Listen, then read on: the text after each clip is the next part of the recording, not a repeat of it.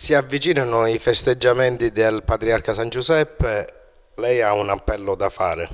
Sì, innanzitutto volevo dire che quest'anno la festa di San Giuseppe la celebriamo dal 16 agosto, che è un martedì, quindi subito dopo la festa dell'Assunta, fino al 28, fino al 29 veramente, perché il 29 sera ci sarà ancora, diciamo, come una coda di festeggiamenti nella piazza Cavour. Ecco, e come ogni anno vorrei chiedere a tutti i cittadini, a tutti quelli che hanno e che svolgono delle attività o hanno delle cose che vogliono fare, vogliono condividere con la città, ecco, di farsi sentire dal punto di vista artistico, sportivo, di intrattenimento, in modo che i primi di agosto possiamo stilare un programma definitivo. Ecco, io mi rivolgo a tutte le persone, a tutte quelle ricchezze che ci sono a Favara, di farsi sentire. Già c'è un buon gruppo che hanno dato la loro adesione e c'è tempo fino al 30 luglio, che in pratica è l'ultimo sabato del mese, perché così i primissimi di agosto possiamo fare questo programma.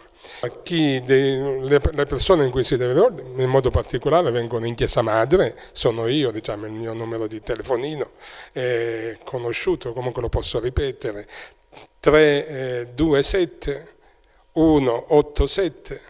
2501, ma comunque io sono sempre in chiesa perché ho le celebrazioni tutte le serate, quindi insomma la gente lo sa. Io mi auguro che quest'anno, come l'anno scorso, perché l'anno scorso è riuscita molto bene, devo dire, ci sia una piena partecipazione di quelle che sono le ricchezze di Favara. Infatti questa è la festa di Favara, aperta a 360 gradi. Dal punto di vista religioso innanzitutto, perché è questo che a noi interessa, ma anche dal punto di vista di tutte quelle che sono le realtà positive del nostro paese. In modo particolare a chi vi rivolgete? E mi rivolgo a tutte quelle associazioni sia sportive, sia artistiche, sia di intrattenimento, ecco, che possono fare delle serate,